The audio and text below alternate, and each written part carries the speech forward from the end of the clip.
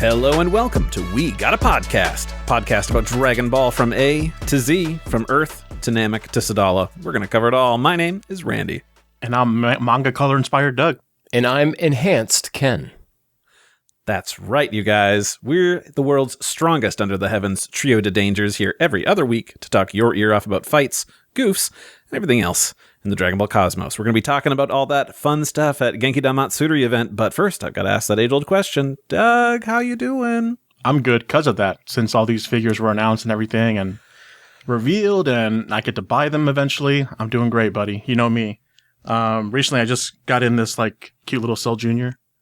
thing. Oh. Ken, you don't have this, right? No, I had seen those and I was thinking about it, but this was like before I had MORO in and was like okay with right this before kind you of were a thing. true believer of the third-party world. No, I'm not a true believer. Hold on. Let's hold our horses here. You said the best HH figure art I've ever owned. Your words. Was it? Did I say that? Yeah, comes in Rebuttal? a 3-pack. Comes in a 3-pack. They're pretty cool. They're still like very outdated and like not super amazing, but for what they are, fantastic pickup. So I'm glad. And it even comes with this Destroyed by Gohan version too, with his head's practically brains coming out of his head. Beautiful. But yeah, I'm great. Planning stuff around, trying to head over to New Jersey to go to this pop-up tour that they're doing for Dragon Ball up in 5 different states in America. So yeah, that'll be fun times. Heck yeah. I'm so excited for you. And I'm really bummed that they did the Dime event. They came to Mall of America, my home mall that I could go to. This one, skipping me. Yeah, they're like, not this time. Not this time. Randy, you have to drive to Chicago if you want this. And I'm like, Yes. no. I'm going to enlist Doug. Doug, please buy me one of those. If it's more than one per person, I'll try. But I'm already trying to get myself enough for my own personal collection. I figured, will he do it? Because he's going to go up to the limit and be like, I got 3 of them bitches. Like, but they're all for me. Honestly, So- yeah. And then I got people online asking me to buy, like randos online, and just after watching my video, my short on TikTok, they're like, can you pick me up one? I'm like, I don't know who you are. No. Don't listen to randos. Listen to Randy. Randy. There you go. Wow, what a slogan, Randy. I like it. Thank you so much. Well, enough about that. Ken, how are you doing? Well, Randy, I've been doing wonderful because I have found a way to play Sparking Zero. And Really? by that, I mean, I've tried. I've tried with the Sparking games a million times. We don't have to go over my history with these games. And Okay. I just have to admit, we all have to admit, this game it does not work with my DNA.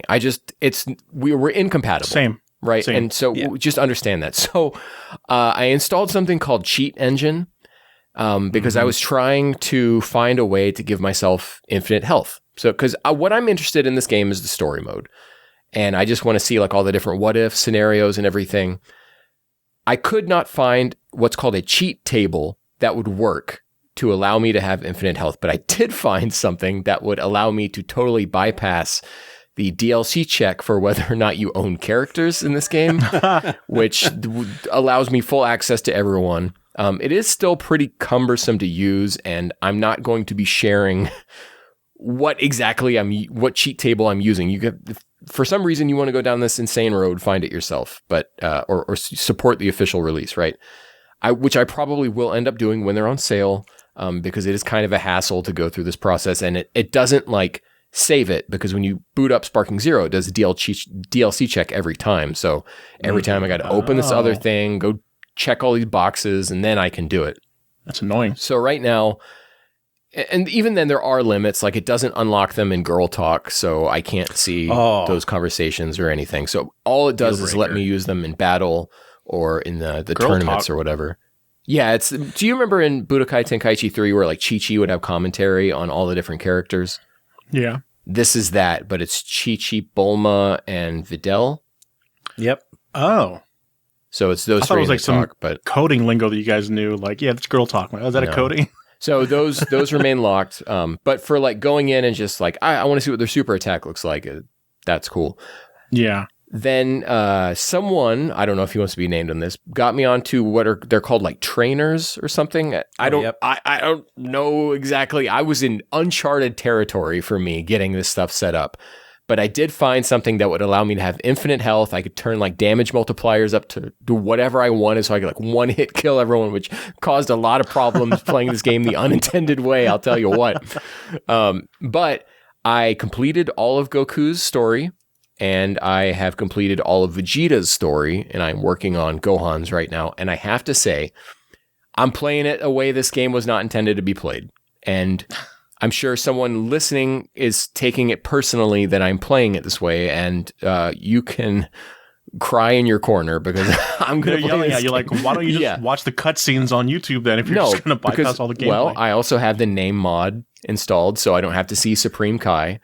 This, Dragon Ball games are a localization mess, and it's bad enough, like looking at what some of the script is saying on here, all these dub titles. Anyways, I just want to say the way that I have cobbled together my Sparking Zero experience, I am loving it. It's a lot of fun. Great. Because I have so many different things turned on, I felt like every time I tried to play these games, there was just like a barrier to even like moving my character, or I'd get knocked back all the time. And it just felt like there were so many steps in my way to just be able to get that, what people call like the Dragon Ball Z simulation experience.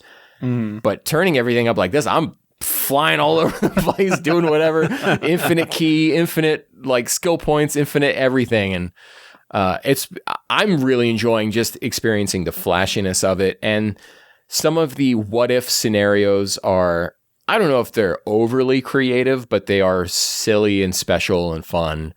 And I enjoy that kind of stuff. And so I am getting what I wanted out of Sparking Zero by playing it this insane way that I am. It's something you would not have played otherwise had not been for you finding this way around. Modding this game is specifically why I got it on PC. Thank you, Randy. Randy donated some funds to me getting this game for it to fall within my threshold of purchasing it. But I have been having a great time. So my official review of Sparking Zero plus heavy mods is probably a solid 8 out of 10. I'm having a great time. Wow. They need the Ken edition on the box. Yeah. Doug, I'll hook you up so you can play it this way. Thank you. Please, you'll enjoy it this way. I probably would enjoy it that way too, yeah. You had prefaced this by saying that it's going to have a heartwarming ending. And hearing that rating, you told the truth. That's really great. Wow. And just for the record, Ken, if you want to enjoy other games to this extent using, easy sort of cheats like your trainer that you're using, look up something called WeMod, which has now recently been renamed to Wand, W-A-N-D, which is just basically a wholesale trainer for like every game under the sun. So I had used these for like the pixel remasters of Final Fantasy before they added cheats and things when the Switch version came out, which they then ported over to the actual PC version. So you can like change, experience modifiers and things like that.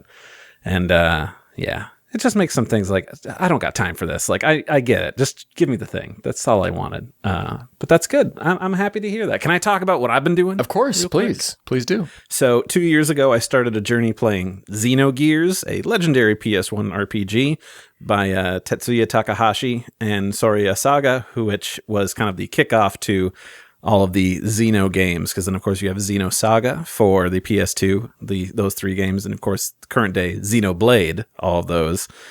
So this was kind of the first progenitor one, and a friend of mine who was really into the series, I went to him and I'm like, I took a 2-year break from this and I do not remember what's happening, but I'm 25 hours deep and I do not want to start over again. And he had recommended a YouTube series, which is just a podcast that just kind of like does playthroughs of games, but like talks about them as they're going through it. That's not like a let's play sort of thing. So I started watching and listening. It's only a 20-hour experience instead of playing 25 hours. It's true. Well, each episode was between 2 and 1 hours long, and I was like 10 episodes in before I was caught up. So what? Yeah, just replay the game. But he can do this passively, Doug, so he can do other things. It's true. And to be fair, the first episode is 2 hours long, and it isn't until halfway through episode 2 they hit start new game. Wow. It's a lot of going over Jungian psychology, same thing with Freud, and going over Gnosticism, religious studies, and Kabbalah, and all these things to like really give you a sense of like, here's all the things we're going to talk about. So it is cool to have like another person's perspective on it too, just because when you're playing a video game too, you're so kind of immersed in time that you don't give yourself a step back to like absorb the story as much as if you're just like passively watching it secondhand. Yep. And I'm just at the cusp of ending disc 1, and it's a 2-disc game, and disc 2 is very short because they ran out of money. And disc 2 turns into a lot of just here's some text scrawls because we can't make cutscenes, we can't do any of this, like we ran out of cash, but we just need to get this game out. So that's been fun. And then I also want to bring up, I'm not sure if any of you have seen from back in the old days, Yoroiden Samurai Troopa. Or Ronin Warriors, as it was brought over for here. It was on Toonami, I want to say in 2000, I have seen like an episode and a half of Ronin Warriors on Retro, what was Crush. it? Retro Crush, yeah. Yeah. That dub is something else, but it's fun, and it was good times. Anyway, there's an anime from like 1984. Main character, voiced by Takashi Kusao, who is Trunks. Very, very fun. Anyway, they had this one series, and that was then. And just this season, we now have Yoroi Shinden Samurai Troopers, which is kind of a Lega sequel that takes place 35 years after the original. We've got a new set of boys in these armor, because it's basically like a magical boys series, but they've all got, swords and things because they're samurais. And the first series, very basic, like, they're 5 special boys, they wear armor, they fight bad guys, they save the world from demons, that's the end of it. This new one, much more different in that there's like a government agency that like selects candidates to become these guys, and they've got these 5 to be like, they're going to protect the world, it's going to be okay if anything ever happens again. Demons invade. Immediately, these guys only have like machine guns and like crappy swords. They actually can't summon their armor. They're just poster boys for this whole government agency. And Tokyo just gets stomped. And it turns out that these 5 boys, like I said, are just poster boys, just in it for the money. Only one of them actually wants to be a hero, but is kind of crappy at it. And the rest of them are like, guess everybody's dead. Let's start looting places. And then like this other guy shows up, kills them, takes their powers. And he's like, I'm going to be the real hero. Like it just goes insane. And it's wild. Cool. Like, yeah, man. And I really wish I would have grown up in Japan in the 80s because this character who is, well, of course, yes. But because this character who was trapped in the demon world at the end of the original series is now here. And he's always like singing songs and people are like, that's weird. I recognize that. And it turns out like he came over here with a collection that's like 100 best, like 1984 edition, which is just, here's a bunch of popular songs in Japan in the 80s. And it's just got needle drops of like classic, like city pop and other such things. That's like, if I knew what these were, this would just, my brain would be spinning. But knowing that it's... You said the series is called K-Pop Demon Hunters? What was it? Yeah, exactly what it is. It's on Netflix. It's just one movie. Go watch it. Is it on your the Plex that I can watch too? Sure. Otherwise, it's currently airing right now, and you can watch it through streaming services. I think Crunchyroll has it, but they messed up Dirty Pair, so screw them.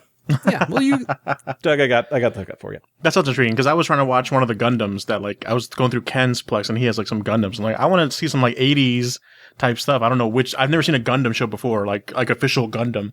So I just put one randomly on and I recognize like the ending scene of I forget which one it was, but it's like the guy wipes the girl's tears away and says, "I'll freaking kill you." Yeah, Doug's like, I'll pick a random one and picks one of the most popular Gundam series of all time, Gundam Wing. Look, sometimes that's just how it works. I will say, Doug, I don't think I have the original on my Plex anymore, but I'll have to take a look.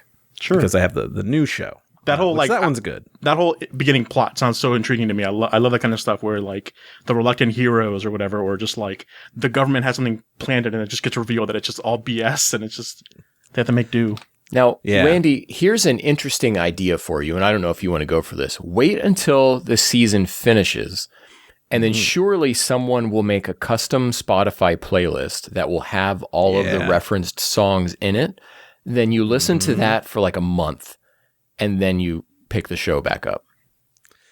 I could do that. That would be great. But in the meantime, I'm actually just going to watch it here and there, because I am like 2 episodes in or so. I'm like an episode and a half in. I just had to stop and go do something else, and now there's like 4 episodes. So Ken, is that so like you're like really into the music? By the time you come back, you're like, oh, I know that song. Like you get really more into it. I would love that feeling. Yeah, I mean that would probably be good for a rewatch. I don't know. This one just seems like it's good and interesting, and that they made the universe of it cool and interesting and a fun spin versus just like, here's just a shonen anime and it's just 5 special boys and they kind of have personalities, but really it's just this one wears red, this one wears blue, this one wears green, and like. Can you honestly remind me, like after we're done here, like or whenever you have it up available for me to watch, because I'll forget. But yeah, man. Well, do you want the original one? We'll talk about this later. Let's just talk about what we're really here for, which of course is the Genkidamatsuri event from just this past week. So you might have seen a lot of scuttlebutt about it, but you know what? We're going to talk all about it, and I'm going to put just a blanket thing here of here's a bunch of info on like what it was, and then we're actually going to talk about like what happened during it and like how it made us feel. Baby. Yeah, let's do it. Okay, so what was it? It's kind of like this 40th anniversary celebration of Dragon Ball with a whole bunch of announcements so you can like see what's coming. And of course, it's called the Genkidamatsuri, which is a fun little play because we have Genkidama and then Matsuri meaning festival. Yeah. Thank you. I was 99% sure, but I was kind of. Don't ask me how I of all of us know that. I'm not going to dive into it. I just want Doug to be the mysterious person who just put an SH Figuarts in there, and I know all about it. Oh yeah, it's called Festival. It's derived in 1994. Perfect. So this is a multi-hour event hosted by Toshihiro Ito, who is a Fuji TV announcer. And there was multiple different stages where they had a whole bunch of people come out. So they kind of divided it into these things. We had part 1, which was just exclusive announcements. We had we had the Plus stage, which was a new game announcement. We had part 2, which was just quote unquote exclusive announcements. Then they had a whole thing for Dokkan Battle and Legends and Squadra. And then we did another one for Fusion Worlds, Super Divers. Then we had one that was the weekly Dragon Ball on-site edition. And then, of course, finally ending with the Genkidamatsuri special live stage. And we had a whole bunch of people that came out. The big ones, of course, were Akio Yoku, who is kind of the executive producer of Dragon Ball. Yes, Ken, thumbs down. I agree. I don't know. This one kind of made me feel a little bit better about him. We'll see, but he's still on thin ice. And of course, we had Masako Nozawa, the voice actor of Goku, Gohan, Goten, Bardock, Goku Black. Like, I could be here for the rest of the night if I kept going. We had Jun Furutani, who is the Sparking Zero producer, and we also had Masayuki Hirono, who's kind of like the Dragon Ball games producer. He's the Akio Ioku of the video games, if you want to put it that way. We had Hironobu Kageyama. I'm sure you heard of him. He did Head Shala and a whole bunch of other songs from Dragon Ball, like every Z movie. Surprise. Oh, yeah. It was great. Like, they were just like, and somebody special's coming up, even though he was listed in the roster for later. But it was cool to see him show up. We had a bunch of people show up for these other stages for like the, Dokkan and Divers things. I don't know who they are really, but we have Tokyo Hoteison, which is a group of 2 people, Takeru and Syogo, and they are comedians, as well as Rie Ishikawa, quote unquote talent. I assume an idol or maybe a singer or some such, but they were like hosting the ones with like Dokkan Battle and things like that. We had Hideaki Ito, who is an actor. Minami Shinohara, again, also talent. We had Victory Uchida and Victory Asada, who work for V-Jump as editors and things like that. Their names are Victory? And we did also actually have Koichi Yamadera come out during the second of the part 2 exclusive announcement. That's right. Of course, we had Koichi Yamadera, who voices Donald Duck in Kingdom Hearts, as well as all of the Disney things and such like that, if you wanted to know. Akiyama in the Yakuza series. Yes, exactly. And I think some Purple Cat in Dragon Ball, but you'd have to double check on. And then like he's in like everything. Yes. He's one of those actors. He's like the Chris Sabat of Japan. There's so many Chris Sabats in Japan. They're everywhere. You'll trip over one just by walking down the street. Oh, I got Chris Sabat on my shoe. This thing was streamed worldwide. They had, ones that had live subtitles that, tried to keep up as best as they could. That was so confusing to try and watch. Like, I was just like, well, who's saying this right now? They didn't even color code it. Wasn't this like all AI generated? It had to have been. Yeah. Yeah. There's no other way to do it. But again, this is a multi-hour thing. Many, many different guests. Ken and I were watching it. Doug joined in. I didn't watch all of it or anything like that, but I just wanted to get your guys' impressions. How did you feel about this presentation? Ken, I would love to hear what you had to say. Awful. I mean, there were parts where I was like, when Kageyama came out and he's going through this whole spiel, and I'm like, just get to the song, do something. Like, I'm so Put the tired. prize in the bag, sir. And then, Randy, you didn't watch the part 2 announcement, but this guy, what's his name, who's now on my personal, he's bad list, Toshihiro Ito, he comes out again, and he's just like almost verbatim saying everything he said in the part 1 announcement, like recapping that whole thing as if everyone's not already talking about like, dude, this was terrible. It was like someone wrote a chat GPT, like, write me a script for presenting a Dragon Ball panel, and this is what got farted out. It was so boring and milquetoast, and like, just get to what you are here to show. They kept making a big deal about how they're showing this worldwide, but apparently they don't have any idea how low the Westerner attention span is, myself included. Like, just get to what I want to see. Isn't this like how like the Japanese usually are for kind of press interviews or whatever? It's very like everything they say is so like good for press, and it's just like you can't deviate from putting your own emotions in. It's just like explaining what you just saw, like verbatim. That's what I feel like a lot of Japanese interviews are like. Am I wrong? I mean, this isn't really an interview. This is just we're going to talk about it, and it's going to be a fluff piece for each other and for everything. But all of that. Every time I watch something like presentation or whatever from the Japanese, it always just feels like, even like Nintendo Directs are just like, so what did you think about that Mario? Isn't Mario cool? And it's just like, all right, are we going to keep going, buddy? But yeah, the announcements were kind of cool. Oh my God. Yeah. So are we going to talk about, we'll get to the announcements. Okay. Just initial. Okay. Yeah. No, it was right. But yeah, like Ken said, super long for no reason. And it's just, all right, keep going. I'm grateful that there was subtitles at all. That's the one thing. Like, hey, we could have had none at all. So I'm grateful that there were subtitles, but very confusing to keep up with who's saying what. Yeah, the subtitles, I appreciate that they were there, and I think it was the best that they could do, but there were long stretches where we just didn't get anything, and there would be a delay. So it's like, okay, they're talking about one thing, and we're seeing something else. I thought I heard that like the Japanese, like we weren't watching it live in America. We were watching like a 5-minute delayed version. So I thought in those 5 minutes they had like a translator like actually like type it out and whatever. But no, it must have just been auto-generated. Oh, there's like a funny screenshot of like Masako Nozawa on screen saying like, I'll kill you all or something like that. I've killed everyone. I don't remember the context for that.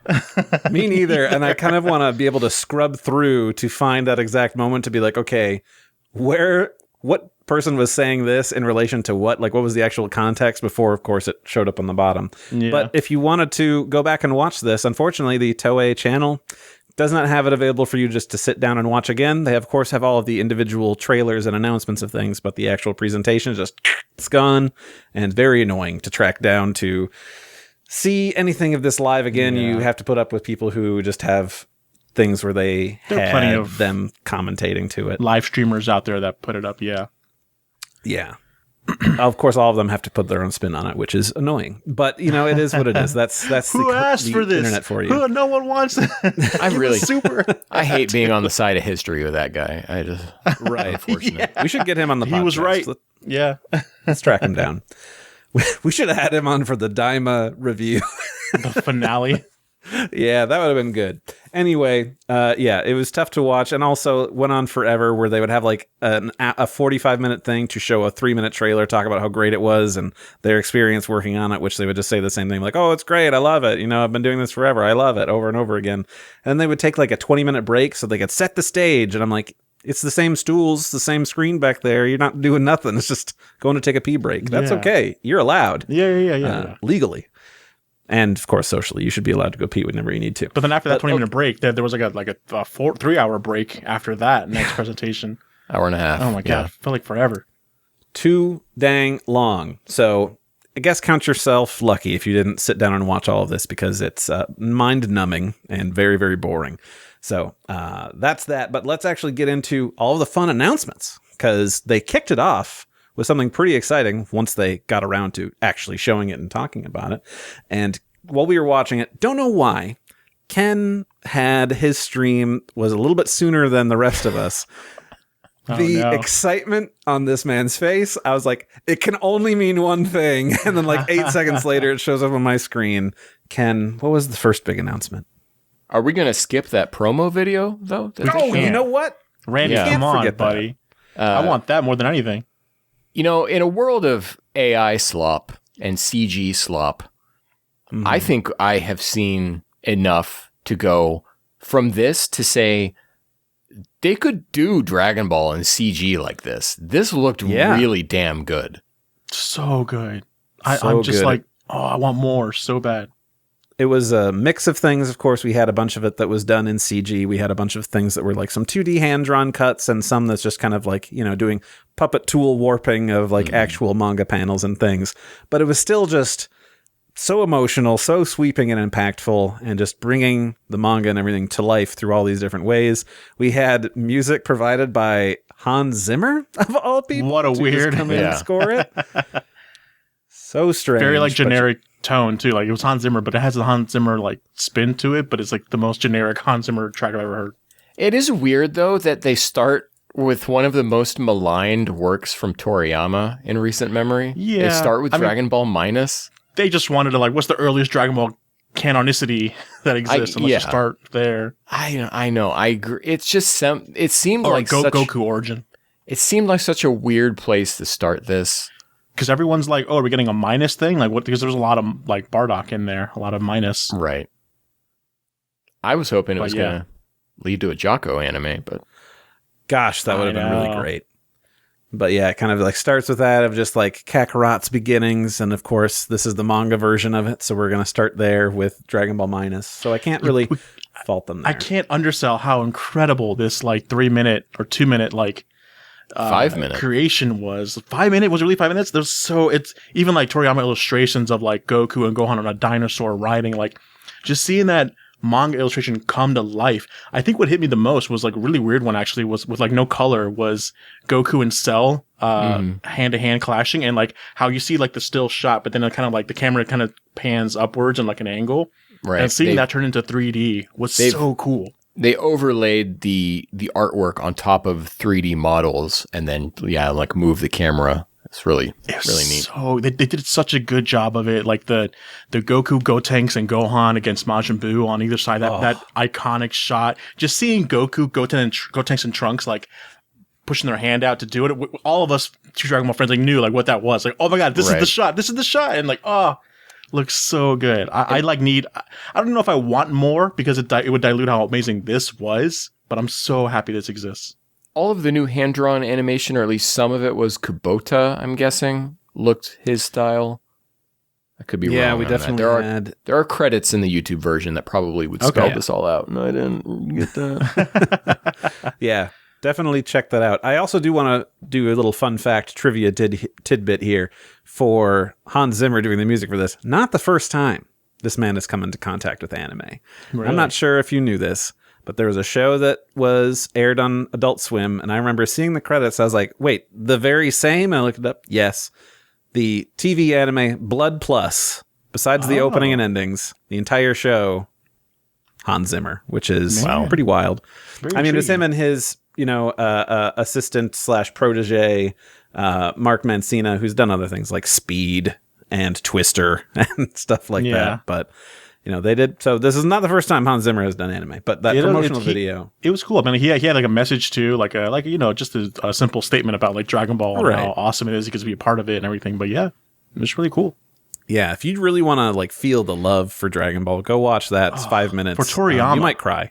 Yeah. Just incredible. So now the thing that made Ken jump out of his chair and do a little dance. They lost their budget after that, and then they just showed images of the titles of like Dragon Ball Super Broly and then Super. So at the end of this promotional video that we're watching here, then they show like what's next, and what caused me to shout, literally leap out of my chair. And again, I'm like a good 8 seconds ahead Randy. And so he just sees me yell and I'm jumping and hopping around back here as they show Goku and Vegeta with the Galactic Patrol symbols on their shirts. There and it then is. This new series will be called Dragon Ball Super Galactic Patrol.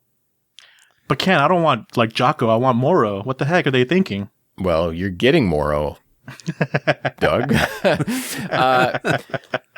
It just, I mean, come on. This is what I have always wanted. What I think I would say collectively we have always wanted. And I don't just maybe mean this podcast. I mean, like a overwhelming majority, like enough to pass in Congress to get this to happen. Since Daima was announced. Well, yeah, even before then, you know, so what we've been asking for since like 2020, 2021, 22. Me, just since this past year, thanks to you guys forcing me to finally read the manga. Right. Yeah. You're welcome. And we didn't see anything outside of this one promotional image. There's some problems here, okay? So we talk about Akio Ioku. When this got announced, I said, a stay of execution for Akio Ioku. And sorry, who is Akiyoko? He's the head of Dragon Ball right now. No, but who was he on the stage? Was he like sitting with Matsuko Nozawa? He was the guy with a haircut of a man 30 years younger than him, wearing a like short sleeve Goku gi hoodie. Okay, that guy, yeah. Right. He was in the Daimo presentation, I believe, as well. Like, he's the executive producer of Dragon Ball, and he is the president of Capsule Corporation Tokyo, I believe. Gotcha. Is that what it is? So he's the guy you're not too fond of. No. Because he wrestled all of the rights, just as Toriyama was in his last, well, not last few days, because this was something that had been in the works for like a year or whatever, where he had announced, I'm leaving Shueisha and I'm going to own Dragon Ball. And we're all like, yeah, okay, that's weird. And then like 3 days later, it's like, I did it. Like, okay, that's weird. Okay. So there's some like question marks here that have somewhat been resolved and somewhat not. During this whole thing, they just show the one promo image and they never mention Moro by name. They don't mention that this is based on the manga that's been running in V-Jump.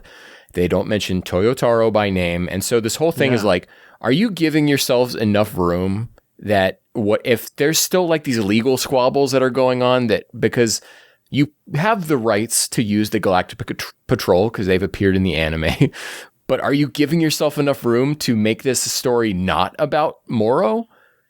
And they have since clarified this on the Dragon Ball official site, which I'm sure no one's checking because it's just AI translated slop. But this is stated as such on their website. This will be the story following the universe survival arc of the anime Dragon Ball Super, which aired between 2015 and 2018. It also appears in the manga Dragon Ball as the Galactic Patrol Prisoner arc. Again, it's Dragon Ball Super, but okay. The main characters Son Goku and Vegeta work together with the members of the Galactic Patrol, the Peacekeepers of the Galaxy, to begin a super scale battle against a new enemy, Planet Eater Moro. So 100% confirmed. So it's spelled out there. Yes. Good. No confusion. But there is still confusion and frustration, actually amongst a lot of people I'm seeing online, about the Toyotaro erasure that seems to be going on right now. Yeah.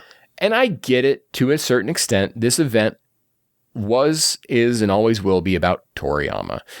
This whole thing that goes through the manga aesthetic, Toriyama.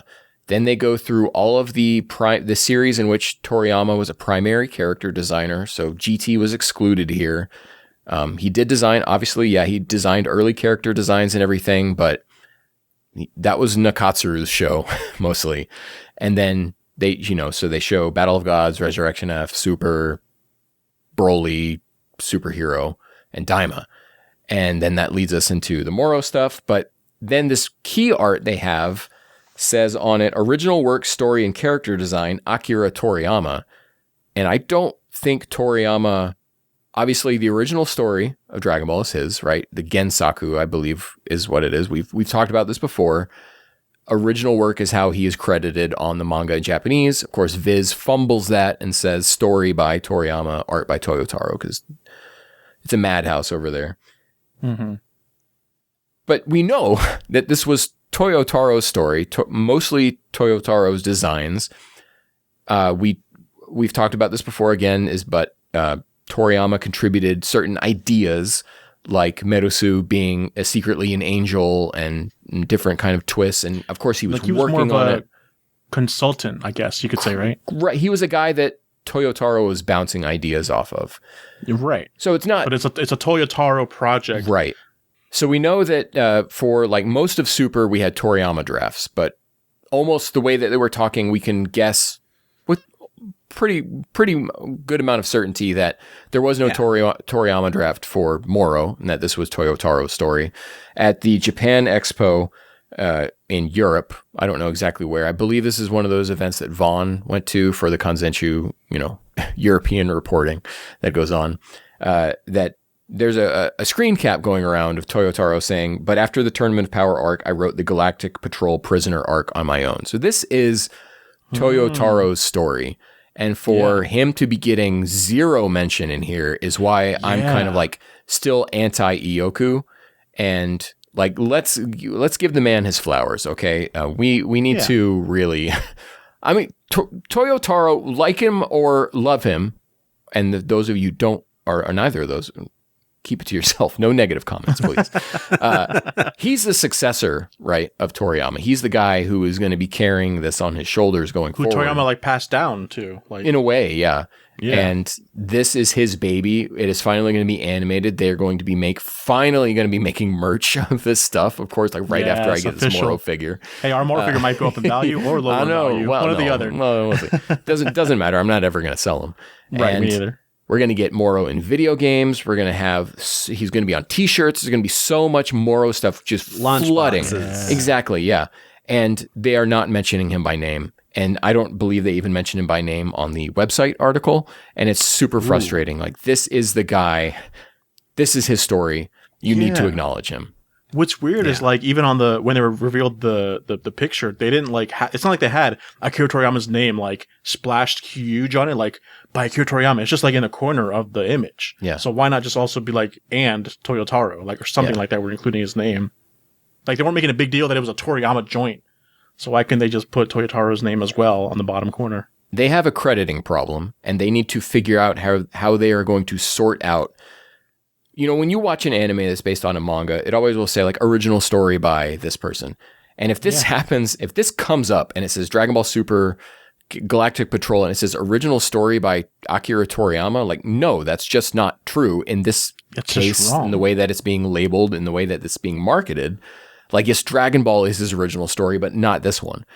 And so they're going to have to figure out how they want to message this.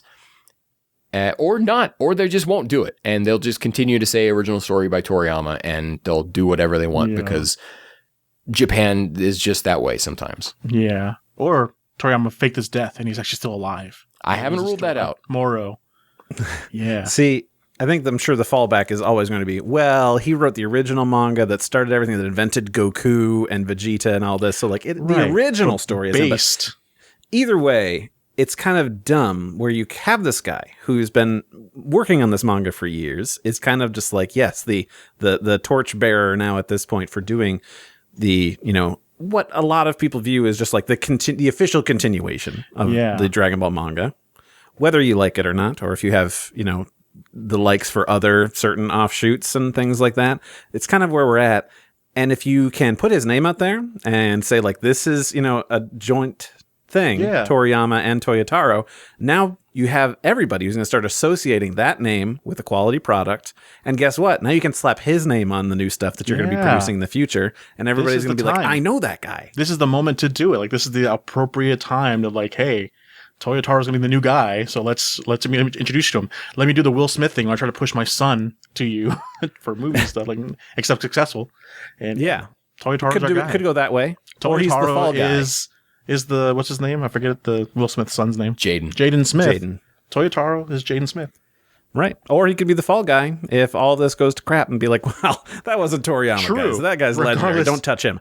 Throw your tomatoes at him. Yeah, this is the moment to do it. Unless we get to set Toyotaro up so that when you get to Granola, if then Bardock appears and all this stuff happens, be like, no, this wasn't Toriyama, even though it was Toyotaro. Yeah, and it's just Toyotaro. Exactly. Just go that way. I think it'll work out fine. It's just annoying, right? And disrespectful. I think I would agree. We'll see. Maybe like the next press tour will be like Toyotaro's gonna be in your face from now on. I mean, Toyotaro shows up a lot in like the Dragon Ball like weekly news roundup thing that they do on YouTube, like the official page. Like he is there, so it's really weird that they don't like put him more in here. But maybe in the future. This is still just like one image so far, so let's see where they go with this. True. So that was our first hour, where we had a 5-minute promo image or promo video, and then a promo image and a logo. Which I also want to say, the new Dragon Ball Super logo. It whips. I love it being blue. That's all it took. It whips ass. Some of you it might look familiar to you, and that we did an episode where this was the one Doug missed out on, where we talked like our hopes and dreams for Dragon Ball, and I made a custom like Tooper logo, and I picked blue. So Ken Stradamus over here. Ken's there. He knows. It's true. He's locked in. He's tuned Toyotaro have a brain link. I've been trying to tell you guys. For better or worse. I know that Bardock stuff was not Toyotaro's fault. That was Toriyama. Toyotaro would not have done that. He would never. All right. So, again, that was our first hour. That's all we got. We took a little break, and we came back, and it was time for some game stuff. And they were going to start it out by announcing a new game. Yeah. And this is a new game project, Age 1000. And you might be like, okay, you just picking a number. Is it a big number? Whatever. What does that mean? But Ken is a timeline master, and I want you to tell me, what is Age 1000? Age 1000 is the year of Dragon Ball Online. That is the year in which that story takes place. And Dragon Ball games have heavily sourced from Dragon Ball Online, from Toa and Mira, Future Trunks, the idea of like the Time Patrol in general. Yeah.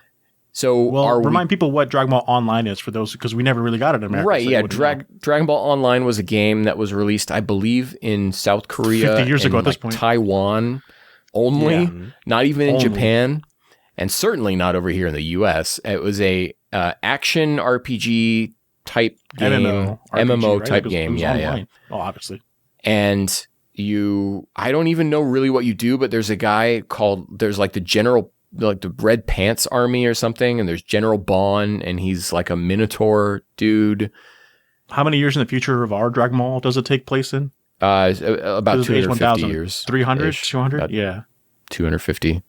But way in the future, so Goku and Vegeta have since like died in a supernova, and you have Time Patrol. Wasn't that an online like thing? Like they said they died in a supernova? Tenshinhan, Kuririn, Gohan, Trunks, Goten have all started like individual martial arts schools that people are being sorted into.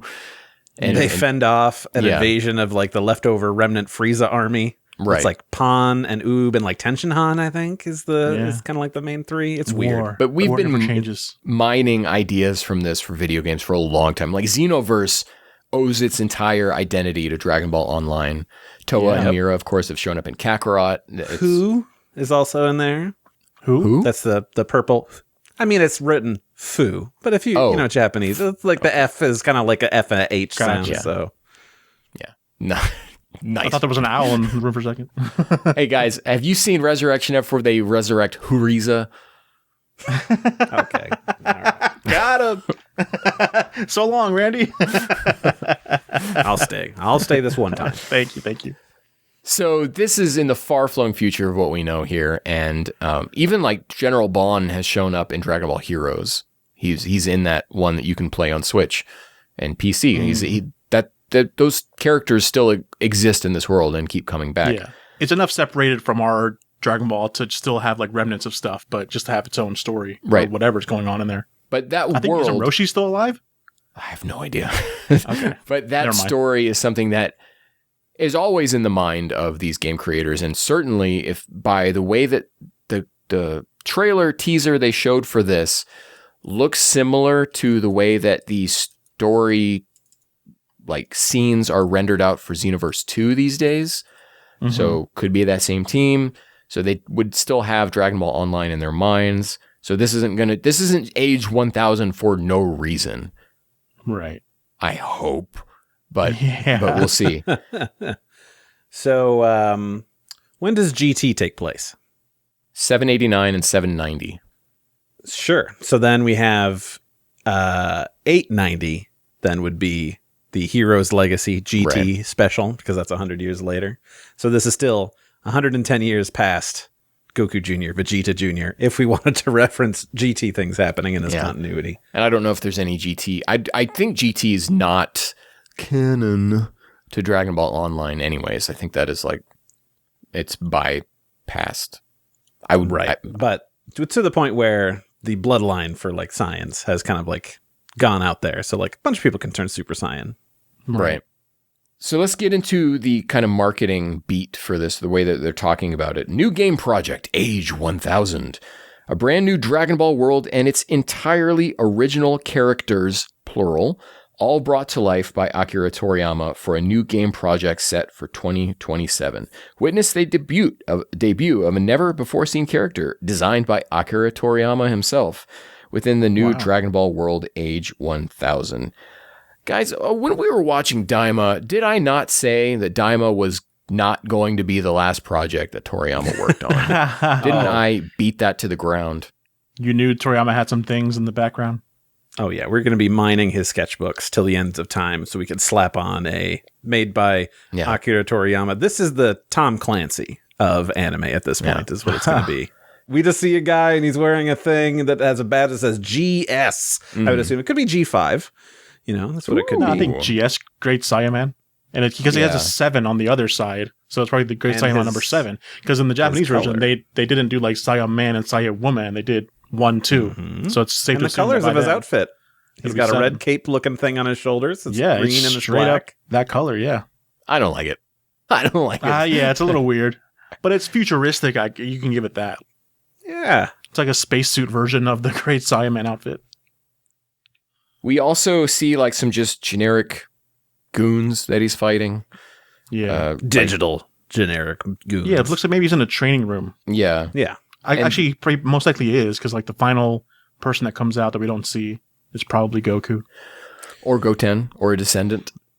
Sure. Yes. Goku Black. Because they are wearing different shoes, and they've got like the ankle warmer looking things that like Goten normally wears. Right.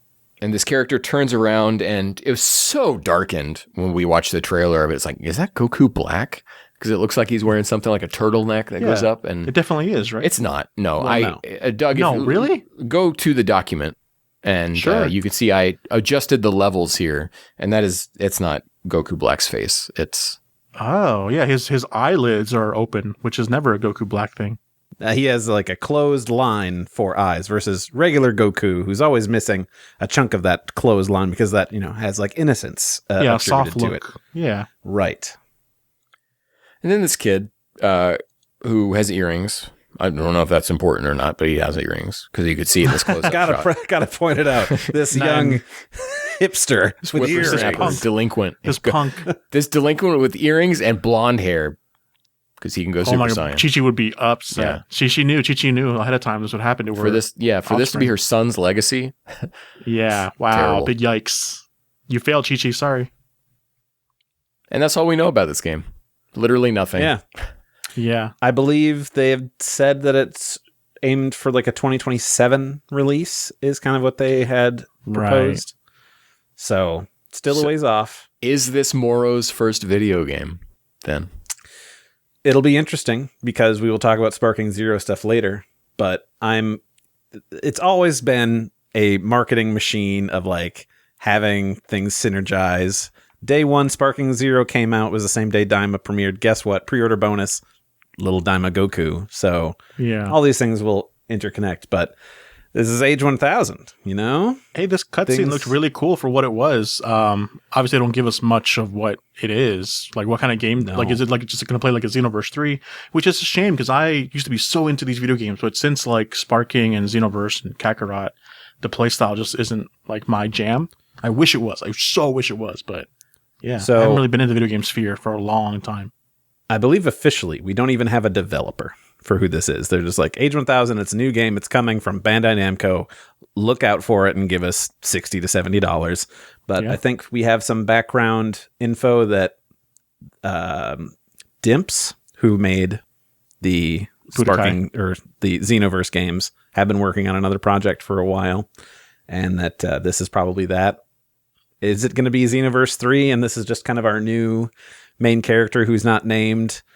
I think they did since have given official names to the characters from Xenoverse 1 and 2, but I'm sure it's like Bon and Dai because it's Bandai and they own everything. Yeah, I wonder how like main character this character is, or if he's just like a custom. He's like a stand-in for a custom creator. But no, like, this cutscene is so cutscene specific. They won't be able to like turn it into a custom character, like swap it out. You know what I mean? I mean, could just be one of the costume things that are an option. So who knows? I don't know. I'm thinking the cutscene is too like specifically good for him to be able to swap it out for Well, who says you're playing as this guy? Right. It's just a fun cutscene. I mean, we do have like the official characters for Xenoverse 1 and 2. Like here's canonly what those characters look like, and of course you can just make your own and just say screw it. But again, this is just a CG cutscene thing that is not gameplay. It doesn't indicate anything. Yeah, just a little teaser. So they can show off like, oh, look, here's the sketch, and now we turned it into a character. Isn't it so similar? Like, yeah, you can do that. Like, I've seen Xenoverse pre-rendered cutscenes. They look great. Doesn't look like that game, which looks like garbage. But, it is what it is. We will learn more in April when they do Battle Games, the Dragon Ball Games Battle Hour 2026. Battle Hour, yeah. And maybe we'll have an episode where we talk about that. In fact, we will. I'm going to say right now. No, okay, well, I'm saying we won't. We will talk about it. We don't know if it'll unless be the full there's a way topic. I can get in there to win the figure trophy that is exclusive to the winner there. No, Doug, Right. I'm going to hook you up with this trainer for Sparking Zero, and you're going to get back into Dragon Ball. You're going to have a really good. You'll like every second will be spent on playing these games to get good at it. Just for that. Speaking of Sparking Zero, we followed up our Age 1000 announcement with the roadmap for Dragon Ball Sparking Zero for 2026, because they had promised before. We're getting some news in January of what's happening next. And lo and behold, here it is. Whole new DLC set coming. We're doing new characters like we've done for all of these so far. But the big thing is we're doing new stuff, new super attacks, new costumes, new stages, new modes. Like they're going to be putting in a lot more stuff that the community has been asking for, that they want, more of this sort of content instead of just characters, and they're doing it.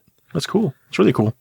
It's very cool. I'm going to list off the characters we see in this trailer, and I want you to tell me if a single one of them did not appear in Budokai Tenkaichi 3. Okay. Super Saiyan Bardock.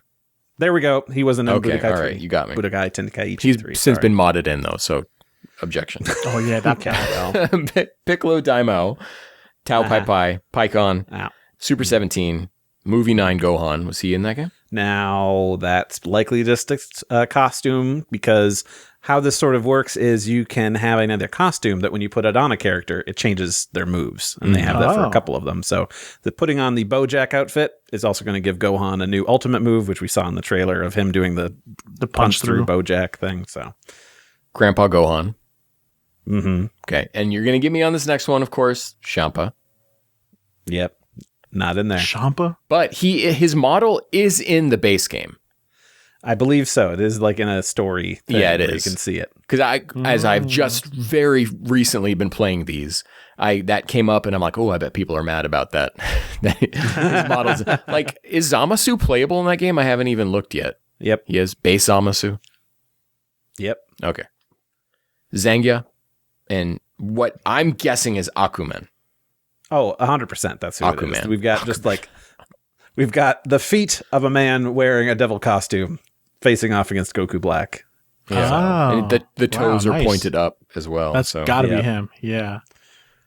Absolutely. So like I said, we've got other things. We've got new super attacks. It appears that there's a way to have Super Goku have a team attack, which it's not really like you have to have the other character in your roster. You just do an attack and another character comes in to like do the animation with you, much to like Gohan or Goten's brothers Kamehameha from movie 10.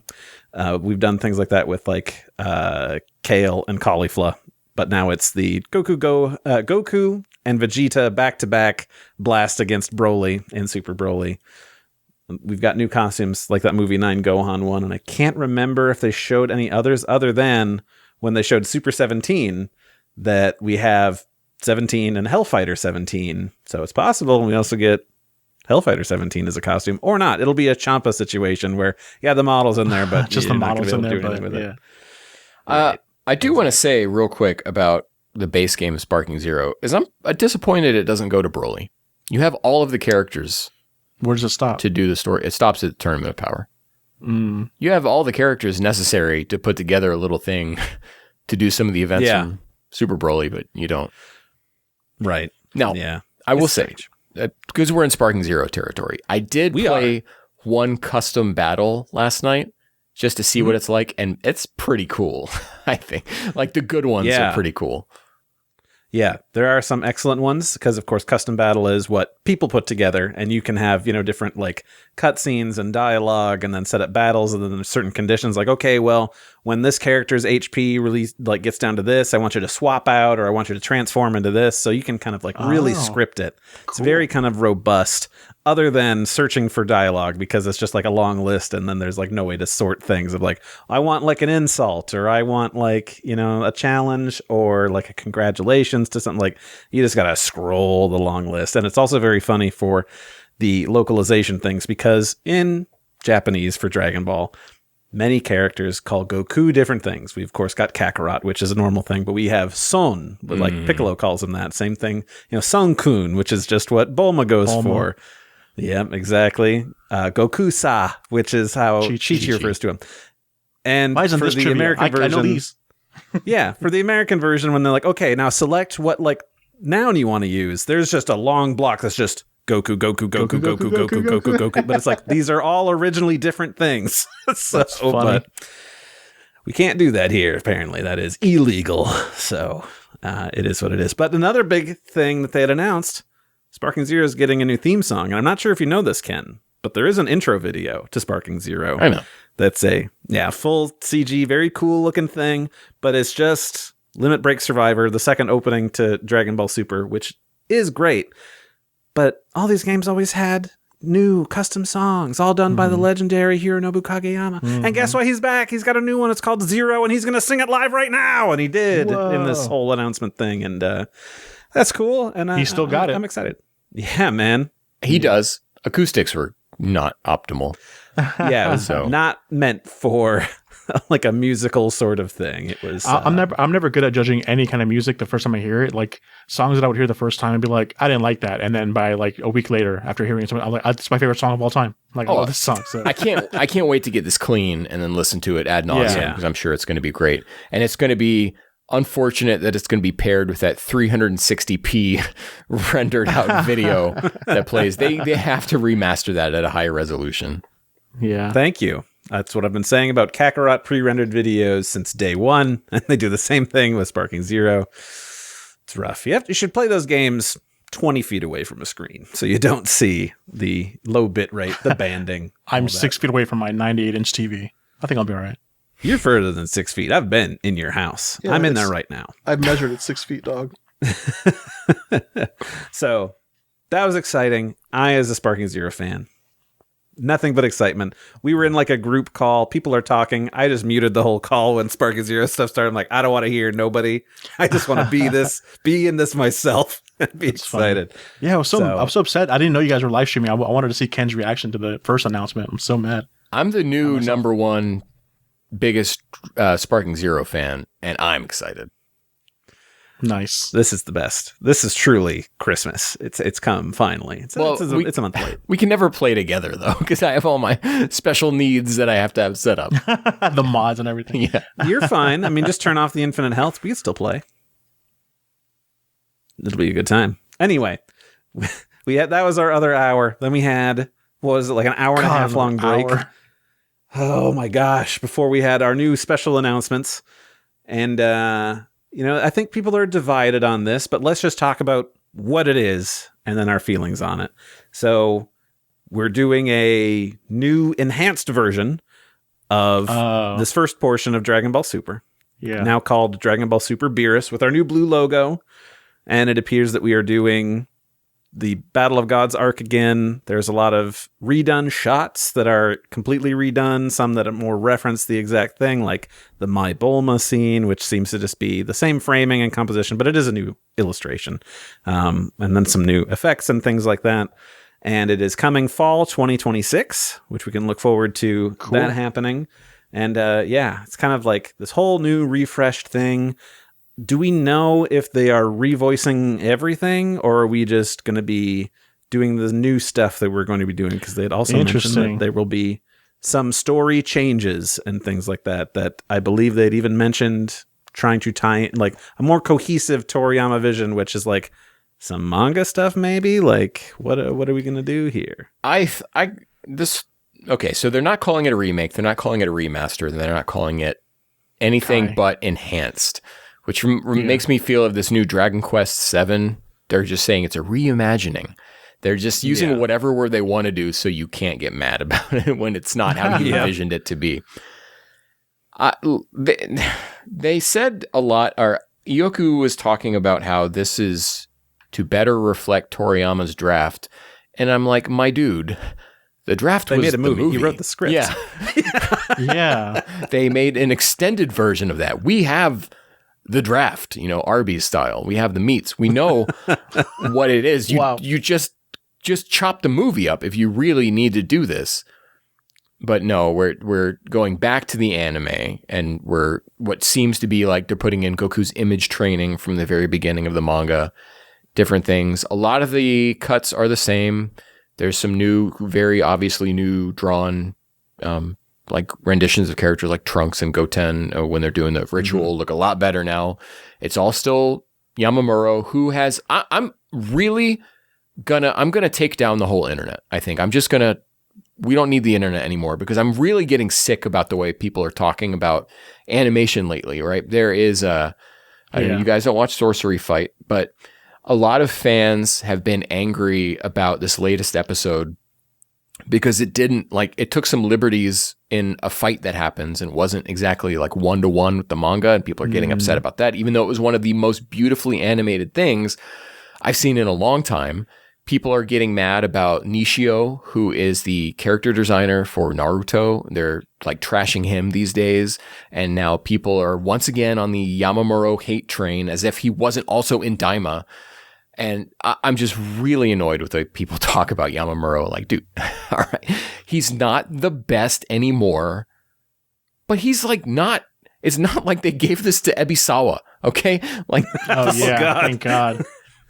It's not bad, right? You're still having skilled animators like Takahashi and Tate working under this guy and doing brilliant work with his designs. It's like I get defensive about it. No, I feel you. I mean, I just don't want this to be a Naruto versus Pain situation all over again. Talking about animation, where that fight was like badly animated, like. Animated beautifully. You just don't like the art style they chose. You freeze frame and it looks horrible, but in motion it looks incredible. But since this is an enhanced version where we're working off of a certain base, we want to keep it to be similar. So we're going to use the Yamamuro styling that was done for Super. Think about that as what you will. I don't like it. I'm not a fan of the color palettes. I'm not a fan of how he draws characters nowadays, and Ken is holding up a finger, so I would love to see what this is. Color palette is not Yamamuro's fault. That's right. We do have a name for that person, and I don't know what it is, but I should tattoo it on myself to be like, this is my enemy, and if I find them, I need to punch them. But either way, we are kind of like working at this base, but Ken, I do thank you for correcting me, because I would like to make sure that everything I say is correct, and that's good to have. So yeah, we're working on that from a base. We've got to kind of keep it consistent. And of course, people will also make the complaint of, well, then we're going to do this new Galactic Patrol thing, and it's going to look different because we do have that visual, that key visual. The art style is different, much closer to a Toriyama Toyotaro thing. Yeah. It's beautiful. Cell art. It's like Toriyama. Okay, yeah. But like, do you want it to be highly different cut to cut while watching this redone thing where it's like you've got Yamamuro looking characters, and then all of a sudden for this short fight scene or between these two things that they changed, I mean, it'd be like Z Kai on a whole nother level, where we're going from cell animated thing to digitally animated thing. But at least they traced it and kept it with that. They weren't like, here's modern 2027 or 2020, like 2009 Yamamuro suddenly for like a shot for Goku and Vegeta doing a blast at each other to suddenly, now we're back to 1989. Don't worry about it. I think we're so used to that as viewers that it wouldn't be too weird to see jump from artist to artist, even within the same episode. Yeah, we got used to that and got over that with Kai, I think. Because that would happen, especially like in the Saiyan arc and Namek, where we might... Well, you were still doing the same art style. It was just being done digital versus, a cell animated thing. Certainly there's a bit of jarring when you're going from watching the opening, which is modern animation, and the eye catches to the show itself. But like from cut to cut would be beyond the pale. You can't do that. That'd be so weird. I want to preface all of my concerns about this show with the fact that I'm going to watch it. I will probably have a good time watching it.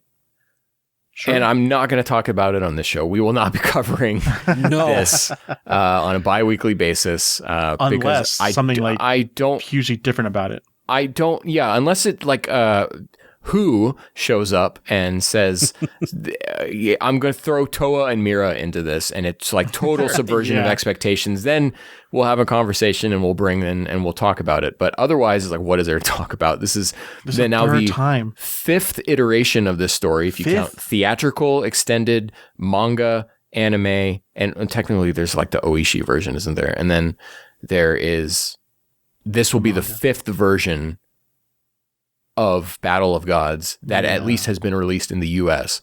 So I don't know what more there is to talk about it. And I feel like it would be a miserable time for all of us to watch it, not just to sit here and try to put together an hour and a half podcast talking about it, but to sit there and have to watch it and take notes. I would go crazy. I still don't. But not as homework. I think I'll have a good time. Yes. Right. Yes. I think that's the best way to. I still don't understand why this exists at all. It feels really weird. Like it's claiming like better animation, which it's better than the Super anime, but it's not as good as the Super movie. Like I think the movie still looks superior to even this. Even the shots that they previewed here, even though the character models look better, they still look kind of stiff as animation goes. It just doesn't like have much movement in it.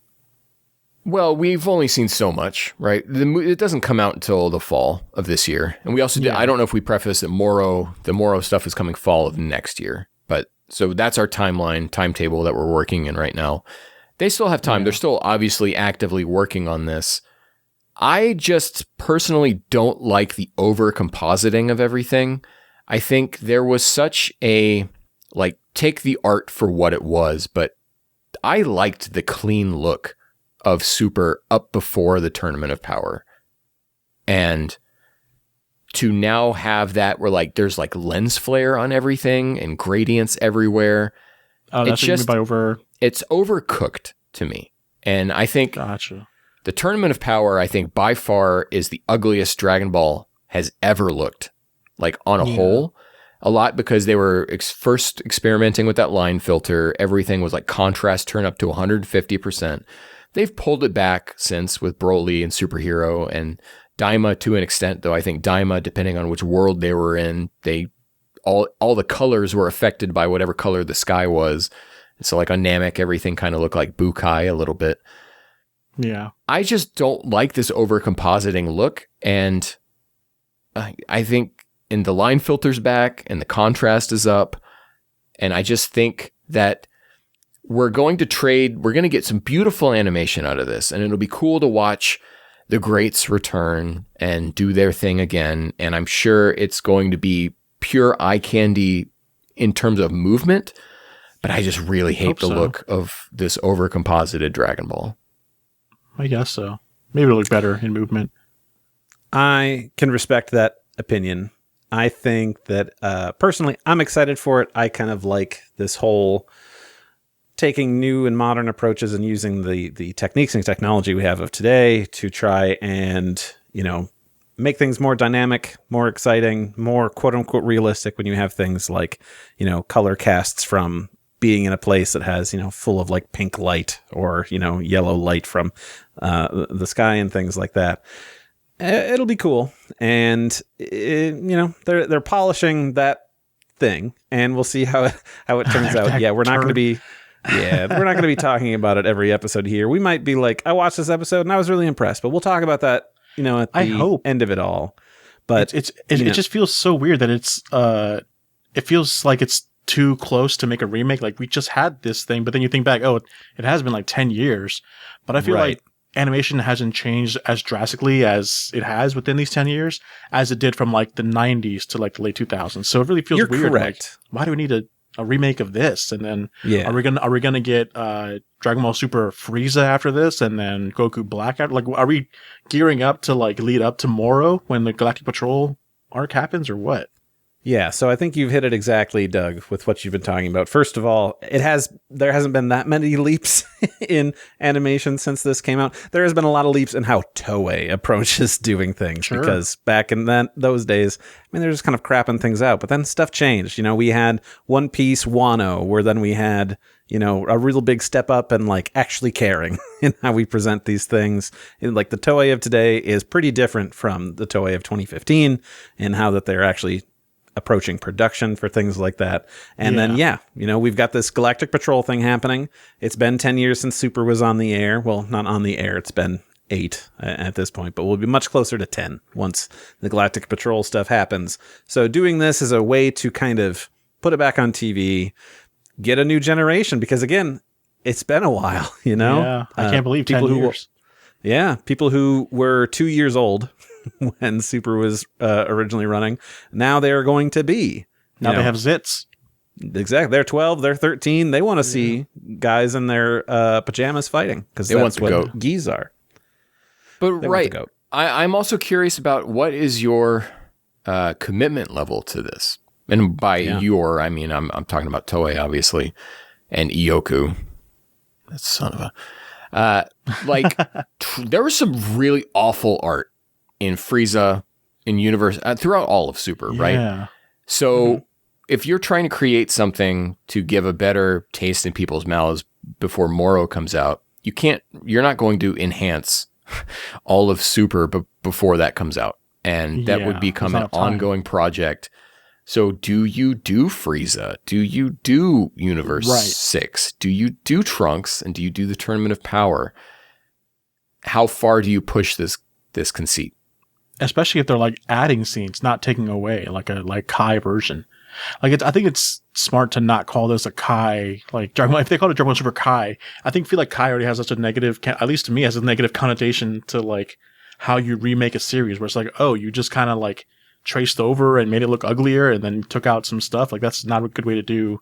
I don't think anybody would be excited for Super if they did a Kai version of it.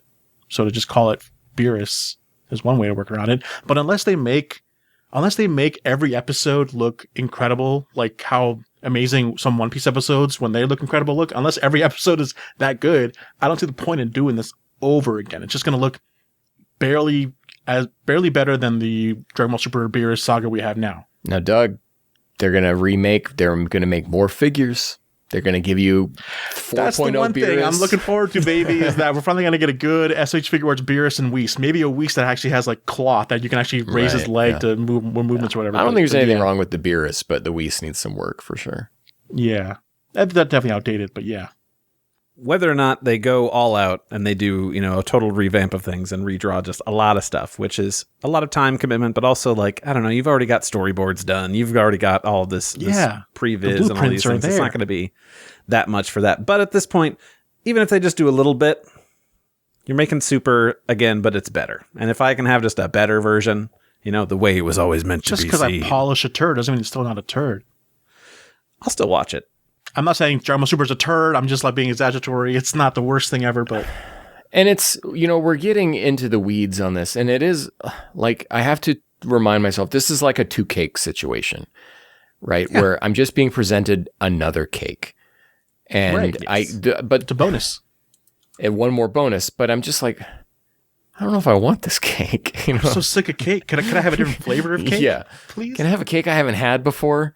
Yeah. Yeah. So it's, you know, I don't want to come off as overly negative, because I do still anticipate, I anticipated I was going to like that Diamond DLC. So my read on these things is all off these days, but I do anticipate I'm going to enjoy the act of watching this, and I guess talking privately with you guys in a non-podcast situation about it. Though I'm sure, knowing me, there'll be a lot of complaining about something got it stuck We in my complain craw. because we love it. Yeah. And we like to listen to you complain because we love you, Ken. No, I'm True. tired of it. So, Tired of your love. Get out of here. Well, I'm tired of talking about all this stuff because this is a lot of announcements to go through. I'm so tired that we have to take a break, and then we're going to listen to what you had to say. And I think that's going to be really exciting. So be right back and stick around.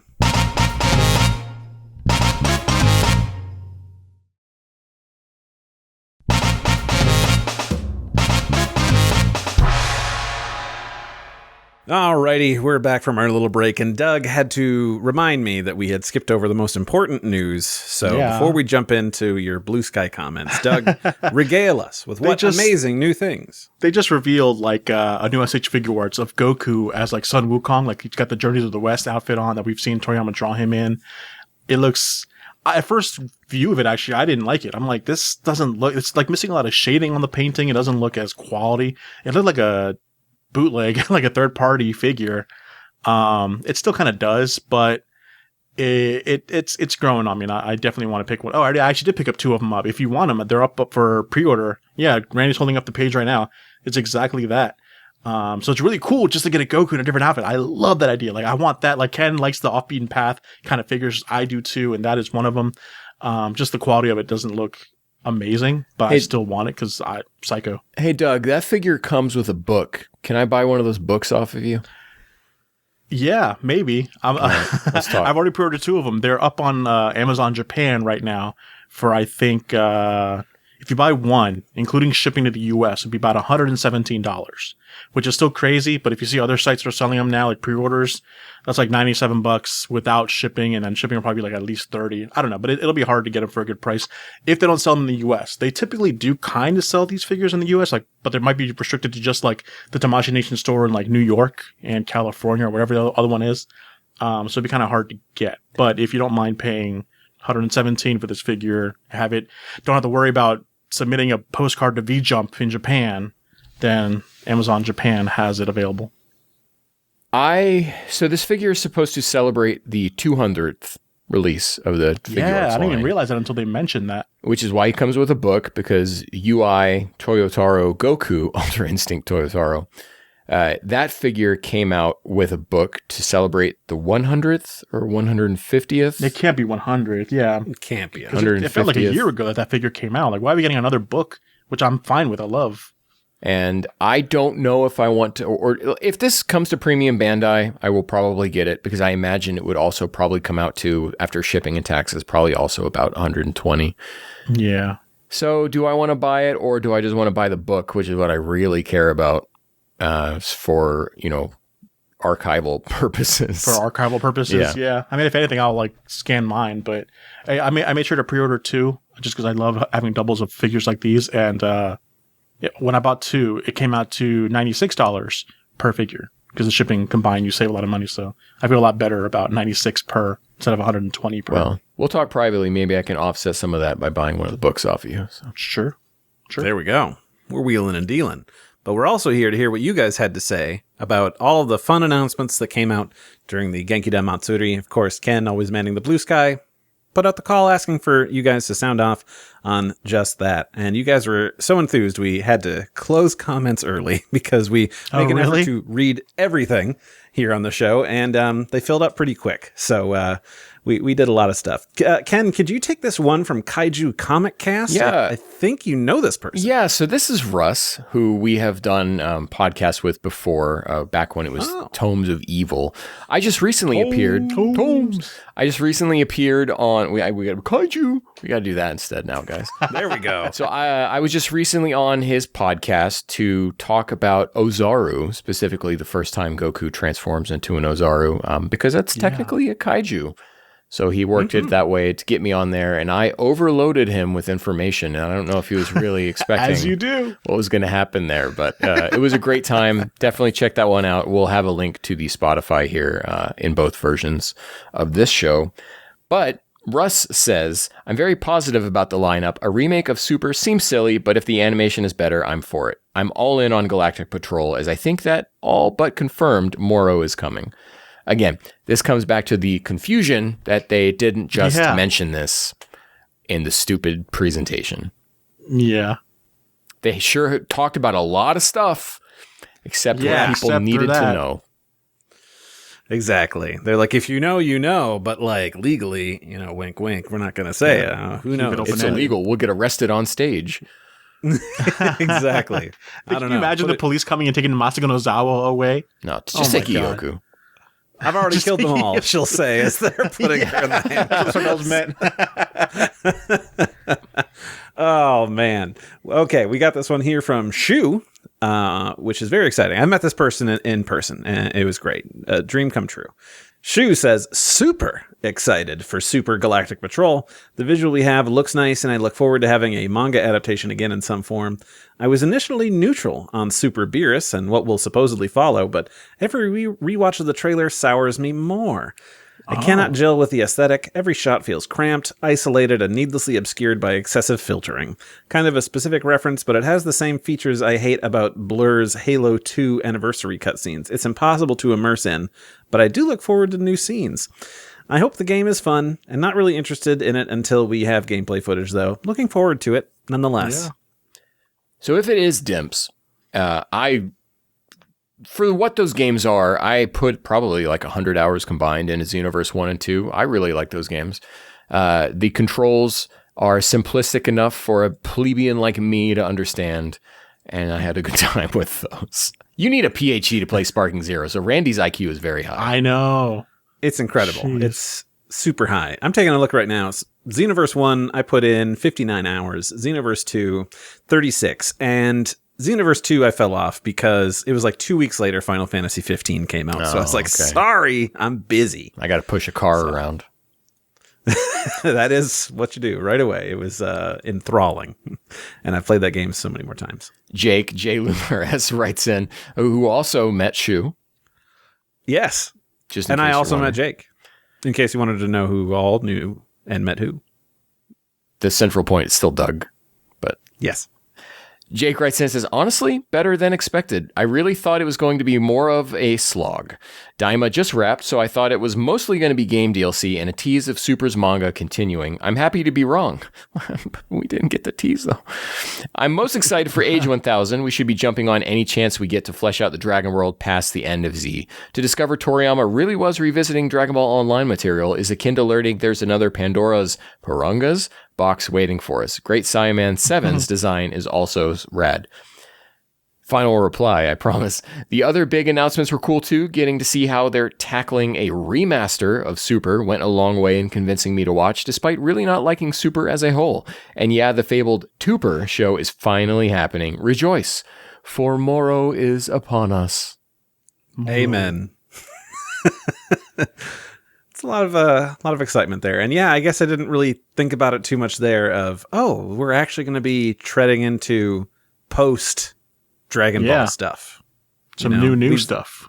Yeah, we've lived in this middle between these two chapters of the, original manga between Boo being defeated and the end of Z for so long. So finally getting out of that little tight thing is going to feel like a nice big breath of fresh air. I'm just afraid we'll get like the Gohan of it all. We're like, Gohan's supposed to be the main character now, but it didn't sell as well, so we need to go back to Goku. Like, I'm just like, okay, we're gonna be in Age 1000, but it's all gonna be about Goku again. Who knows? Got to go back in time. Yeah, that's what it's for. Jacob Sawyer says the animation of Toriyama's artwork was really cool. I had been looking at several of those pictures in my Dragon Ball A Visual History book with my son. The music was epic. I liked seeing Toriyama's designs on the different series as well. I am most excited about the Galactic Patrol being animated. I am going to watch these new versions of Super as they come out. I'm not excited at the moment about them, but I might get excited depending on what they do. If I watch Super, I usually skip season 1 and 2 and watch the movies instead.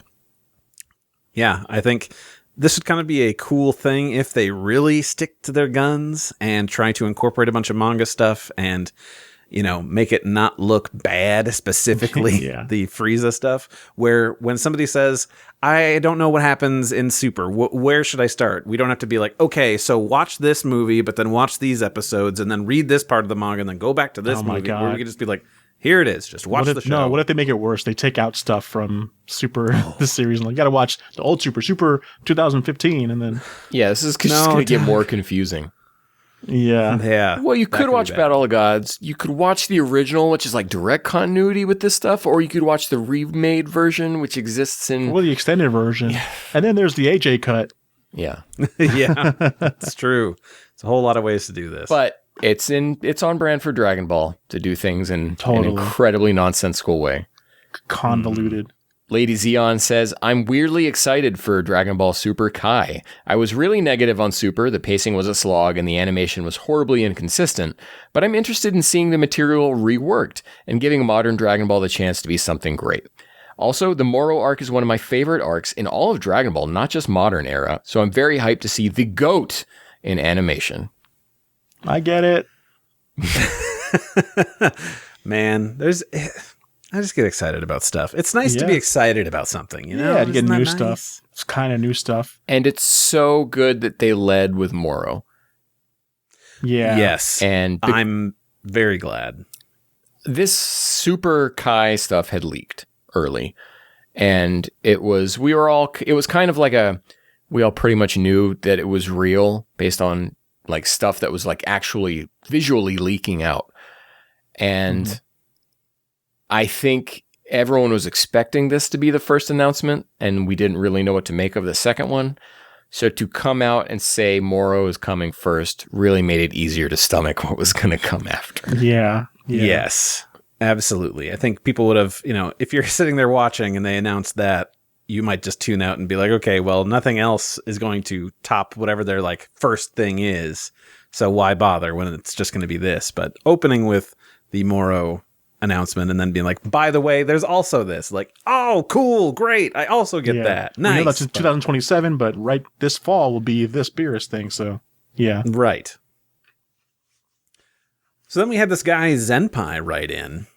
We've heard from him here and there, usually at the end of every Trivia episode. deity. Yeah, the very same.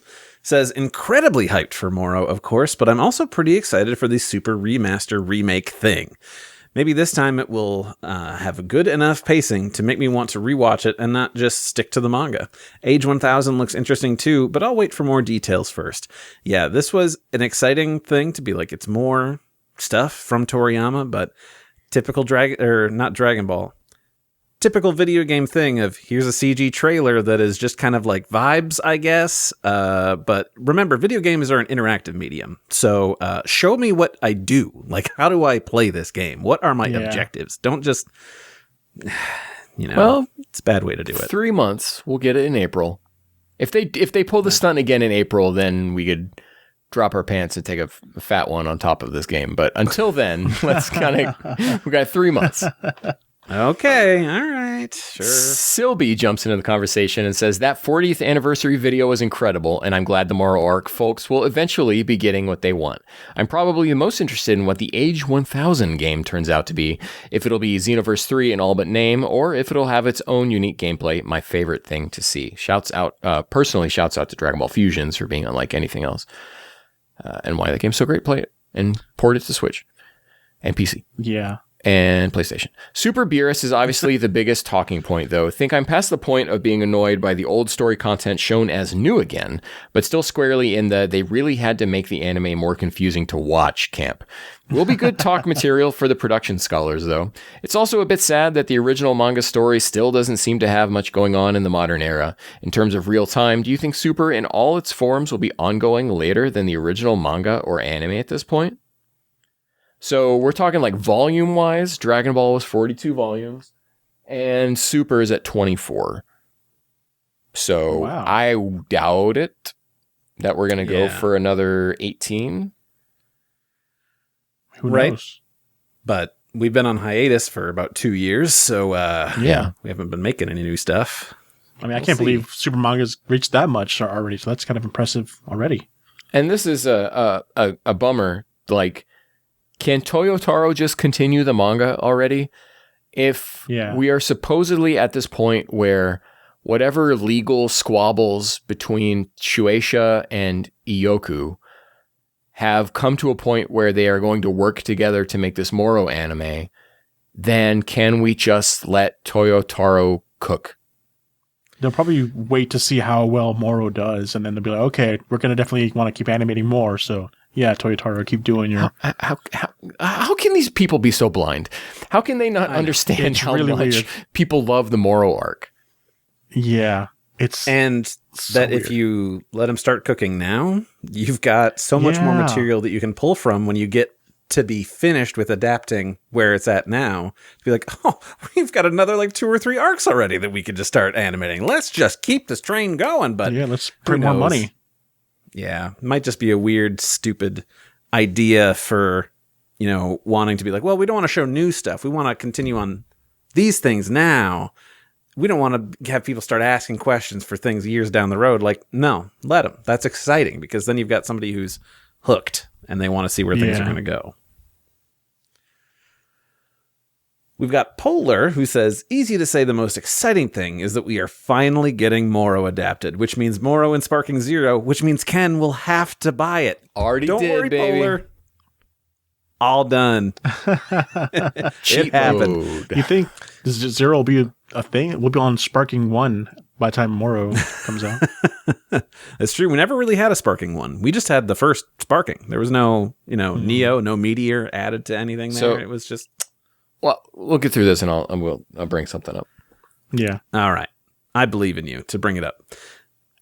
I'm less against the remake now, knowing we're getting Moro soon. So at the very least, they're going back to polish up Super, and it looks like maybe add some manga moments. Annoying now, but in 5 to 10 years, I think the fan base will be happy to have a higher quality version of the story to recommend to others. Sure. Age 1000 is definitely Xenoverse 3 or a spiritual sequel to Dragon Ball Online, which I'm happy for either way. My big hope is they ditch the visuals they've had for Xenoverse 1 and 2, because those games are ugly. Also, of course, Sparking Zero DLC announcement was exciting for me, since I'm still playing it somehow. Hopefully this turns a new leaf for content in the game. Very happy overall. That's the thing about the Beerus remake thing, though, is that if I need to recommend someone what to watch, I would just tell them to watch the movie. I don't know why. That's my biggest gripe about this remake. Does Moro come to Sparking Zero or Age 1000 first? Sparking Zero. Think Or at so? least will be announced to be in Sparking Zero before Age 1000 happens. Because I So- think that once they get to, we have a firm date of when that's going to be happening, then we'll get an announcement of here's our roadmap coming up. And it's, Moro is going to be coming out along with these other Galactic Patrol characters the same time that show starts. I don't think Age 1000 is this year. I think we're looking at early 2027, maybe mid-summer. By that point, you think of production timeline. Will they have already cast Moro? And so once you're past that point, then all of the it's illegal to put Moro in a video game idea is out the window once you have an actor for him. And so is Moro is his first appearance in Age 1000 then? Ahead of the arc that's coming out. Right.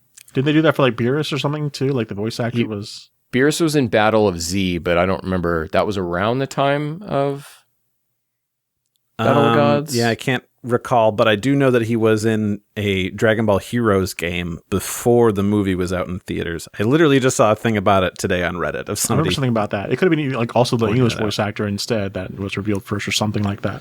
Yeah. The Battle of Z was the first time we had heard Jason Douglas playing Beerus. And he still kills it. That's some of the best casting Dragon Ball has ever had, I think.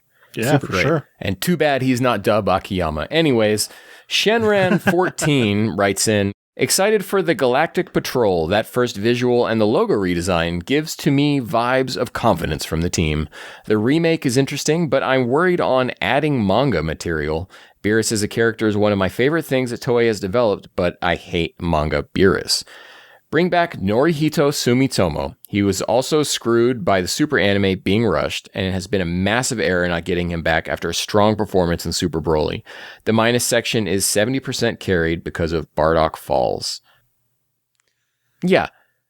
Who's going to score this? Is it Sumitomo back? Or is it going to be whoever it was that did Daima, which was fine music, but totally misused?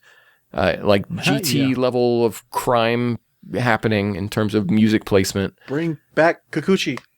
Well, you get a shovel, Doug. Yeah, exactly. And find a necromancer.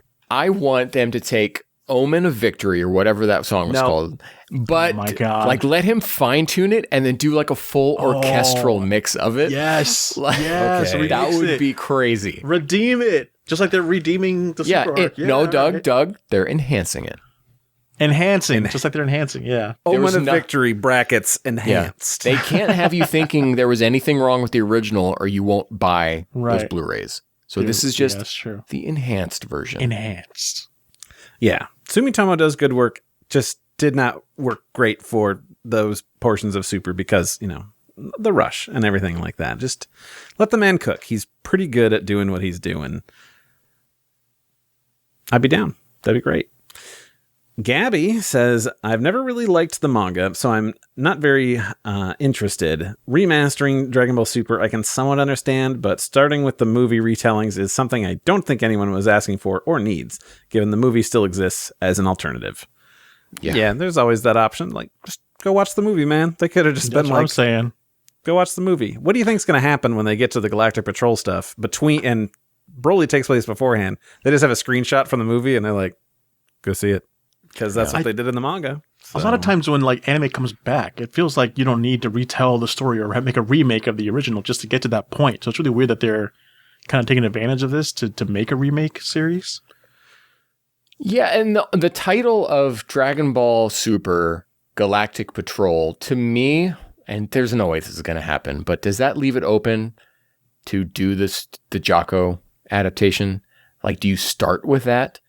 Because there's still a lot of the Galactic Patrol that we just never saw in Super, the anime, that showed up in the Moro arc as direct reference of Jocko the Galactic Patrolman. Oh, you're right. Do you have like a 2-3 episode thing where you jump in there? That's probably going to be where the Beerus stuff is. They're going to include that.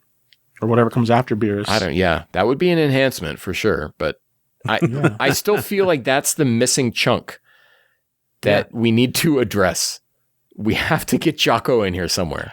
Oh man, can you imagine in the 40th anniversary like thing we got in the beginning if after minus as Goku's coming? Oh, I guess they couldn't because they showed just Goku flying in there. But on his space pod, they see the Jocko scene where in the background is Goku's space pod falling behind him as like Jocko's peeing on.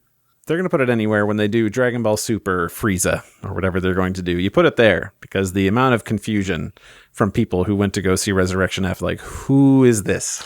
Well, in the manga, this was a pretty big deal because it was a treat was a just for us that spin-off. like read Jocko, but It's just a treat is like if there was a character just standing back there, but he has lines and it explains things to Bulma and Bulma's like, oh, I know who you are. So a normie who did not read Jocko is always going to be like, who, what? And like needs to be explained what this whole thing is. So that's your opportunity to put it in there. Just put in some Jocko stuff. And I think that would, really take it a long ways.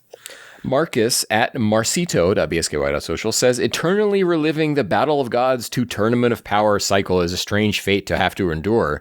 But if it buys time for the Galactic Patrol production to really cook, so be it. 4 more years of Kakarot DLC. Meanwhile, Age 1000 is the shining hope for innovation, creativity, and new horizons in Dragon Ball. Hashtag keep it 1000. I'm happy to see Toyotaro's work rescued from limbo, though I wish he would get appropriate story credits. And sadly, we're still missing any news on the Super manga continuing. Release our guy from mangaka jail. I hope they aren't going to wait to see how fans like Moro before greenlighting more Toyo. I'd be curious if this partial remake of Super would attempt to make any tweaks to, say, the generally disliked ending of the Goku Black arc.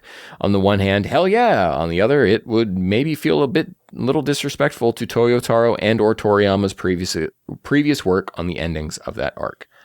I think the manga ending is better, even if it's the same result, to have this like movie 6, which is peak anime, movie 6 style army of Zamasu, instead of like Zamasu just being like a PNG in the sky, like Gygas style from Earthbound. Oh my god, yeah. Even though the same result is Zeno destroying everything, but yeah. I hope I can put my faith in Toei this time around because they just lost a lot of faith from me. Yeah, in the past it's years. tough. I think it's a losing battle either way. You're going to have people be like, oh, this sucked. Why didn't they change this? Or they changed it? That's disrespectful. Like, well, you can't please everybody. So whatever they pick, somebody will be yelling about it. If they go down this path of incorporating manga elements, the manga of the Future Trunks arc is like 80% different than the anime. Yeah. And if you're enhancing, you're going to have to do a lot more enhancing if you want to add in some of that, because we just get a lot more variation in the way that fight unfolds in the manga with merged Zamasu, and I think it's a lot better than what happens in the anime, though the anime had better renditions of Goku Black and Zamasu. But I think the question still remains of how old is Nozawa? And she had more energy on that stage than I think all three of us combined. Yeah. But how long does that last? Yeah. God bless her. She looked the same as she did 10 years ago. Like, it's crazy. Like, she doesn't age a day, even though she's an older woman now, still. Gosh, I love her so much. That's the only reason I could stomach watching any of that, was like, she was there, and I just got to see my favorite Just grandma. the comforting voice she has. Dude, imagine if she made cookies for you. Could you? Your heart would explode. I just Please. did. Oh, God. That'd be so nice. Okay. We have to stop. I'm getting emotional. But we can't stop because we have a trivia deity. Because who's we in charge got of a so many podcast. things. Oh. Because we got a podcast, guys. We don't have a choice. We must continue. So, of course, we had Zenpai, our trivia deity, come up with some really great questions. And since so much of the announcements during the Genkidamatsuri had to do with Dragon Ball Super and its continuation / enhancing, we've got some Dragon Ball Super related trivia. I hate you. Doug, this is modern stuff. You were alive for this. You were watching the show. This is 10 years ago, right? Like, at this point, I should know. It feels like just yesterday. What figure came out 10 years ago? The Beerus one. All right. So, question number 1. When did the first episode of Super air? Closest to the actual date wins. July 2015. April 7th of 2015. So that Ken was right, because it's July 5th, 2015. So way to go. Really impressed. Really like that. That's good. Question number 2. Who was the main writer behind the Galactic Patrol prisoner arc of the manga? Ooh, that's points for us, isn't it? Yeah. Toyotaro. That's true, yeah. Yeah. Toyble. Yeah, exactly. Doug has it right on. Toyble / Aka Toyotaro. Aka. So... I'm insulted. Did Zenpai really think we weren't going to discuss that this episode? I know, right? Just in case. But he's also got some more info here, which you might enjoy, Ken. Oh. Toyotaro, as revealed by the man himself during a joint interview between himself, Katsuyoshi Nakatsuru, and Kazuhiko Torishima. Kazuhiko? Gosh, my mouth. In a video that has unfortunately since been made private. And of course he links it, and it's a video unavailable because that's what it is. Whoa. But yeah, there Ken, we go. Ken We've got has it? screenshots from it, Dang, which Ken's is got really, really great. receipts. Toyotaro's wearing a Yeah. wedding ring. Did you know he was married? I know that he eats burgers. All of his Threads posts are about what he eats, which is great. Let the man live, let the man eat. Question number 3, our final one. How many chapters does the Moro arc have? Closest to the actual figure wins. Something, I want to say 20? Chapters. Doug, do you want to give us a 20, number? 24. I want to say 18.